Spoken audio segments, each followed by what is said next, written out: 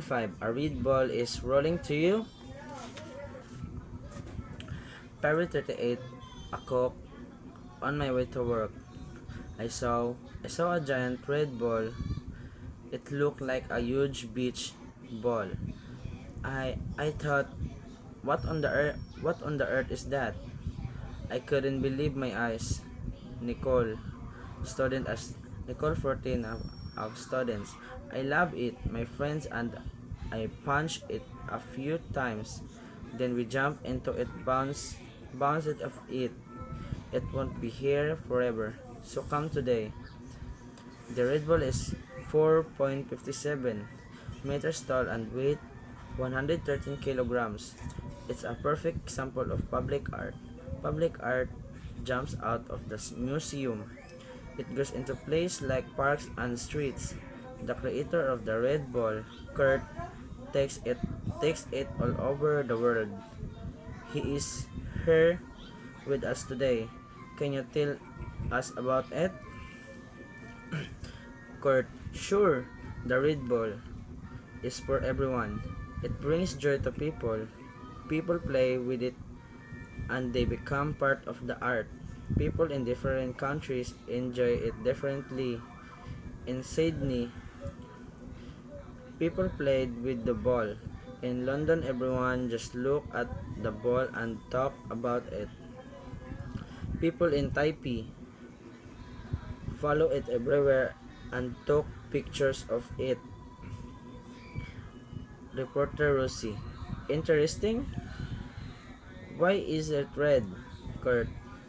Red is the color of energy and love. Reporter Rosie. Thank you, Kurt. Well, the giant ball will be here until his Sunday, so come out and feel it energy and love. 5. A red ball is rolling to you. February 38. A cook. On my way to work, I saw a giant red ball. It looked like a huge beach ball. I thought, what on the earth is that? I couldn't believe my eyes. Nicole, student as Nicole 14 of students. I love it, my friends, and I punched it a few times. Then we jumped into it, bounce it off it. It won't be here forever. So come today. The Red Bull is 4.57 meters tall and weight 113 kilograms. It's a perfect example of public art. Public art jumps out of the museum. It goes into places like parks and streets. The creator of the Red Bull, Kurt, takes it all over the world. He is here with us today. Can you tell us about it?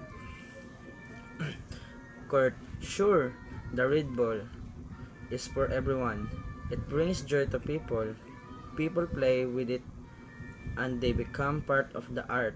People in different countries enjoy it differently. In Sydney, people played with the ball. In London, everyone just looked at the ball and talked about it. People in Taipei follow it everywhere and took pictures of it. Reporter Rosie. Interesting? Why is it red, Kurt? Red is the color of energy and love. Reporter Rosie. Thank you, Kurt. Well, the giant ball will be here until his Sunday, so come out and feel it energy and love. 5. A red ball is rolling to you. February 38. A cook. On my way to work, I saw a giant red ball. It looked like a huge beach ball. I thought, what on the earth is that? I couldn't believe my eyes. Nicole, student as Nicole 14 of students. I love it, my friends, and I punched it a few times. Then we jumped into it, bounce it off it. It won't be here forever. So come today. The Red Bull is 4.57 meters tall and weight 113 kilograms. It's a perfect example of public art. Public art jumps out of the museum. It goes into places like parks and streets. The creator of the Red Bull, Kurt, takes it all over the world. He is here with us today. Can you tell us about it? Kurt, sure. The Red Bull is for everyone. It brings joy to people. People play with it and they become part of the art. People in different countries enjoy it differently. In Sydney, people played with the ball. In London, everyone just looked at the ball and talked about it. People in Taipei follow it everywhere and took pictures of it. Reporter Rosie. Interesting? Why is it red, Kurt? Red is the color of energy and love. Reporter Rosie. Thank you, Kurt. Well, the giant ball will be here until his Sunday, so come out and feel it energy and love. 5. A red ball is rolling to you. February 38, a cook. On my way to work, I saw a giant red ball. It looked like a huge beach ball. I thought, what on the earth is that? I couldn't believe my eyes. Nicole, student as Nicole 14 of students. I love it, my friends, and I punched it a few times. Then we jumped into it, bounce it off it. It won't be here forever. So come today. The Red Bull is 4.57 meters tall and weight 113 kilograms. It's a perfect example of public art. Public art jumps out of the museum.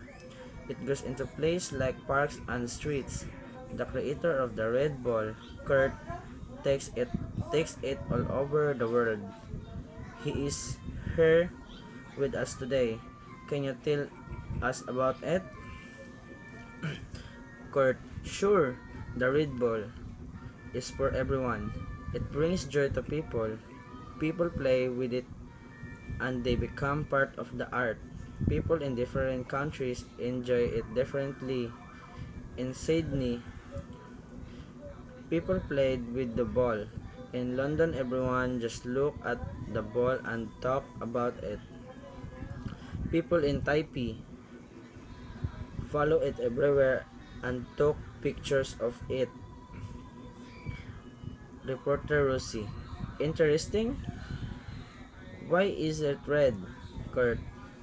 Red is the color of energy and love. Reporter Rosie. Thank you, Kurt. Well, the giant ball will be here until his Sunday, so come out and feel it energy and love. 5. A red ball is rolling to you. February 38, a cook. On my way to work, I saw a giant red ball. It looked like a huge beach ball. I thought, what on the earth is that? I couldn't believe my eyes. Nicole, student as Nicole 14 of students.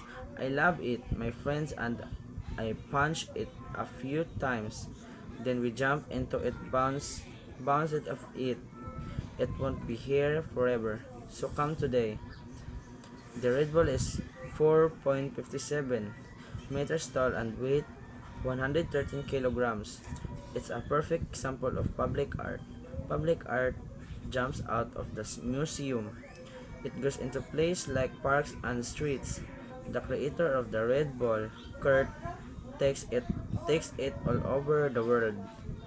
He is here with us today. Can you tell us about it? Kurt, sure. The Red Bull is for everyone. It brings joy to people. People play with it and they become part of the art. People in different countries enjoy it differently. In Sydney, people played with the ball. In London, everyone just looked at the ball and talked about it. People in Taipei follow it everywhere and took pictures of it. Reporter Rosie. Interesting? Why is it red, Kurt? Red is the color of energy and love. Reporter Rosie. Thank you, Kurt. Well, the giant ball will be here until his Sunday, so come out and feel it energy and love.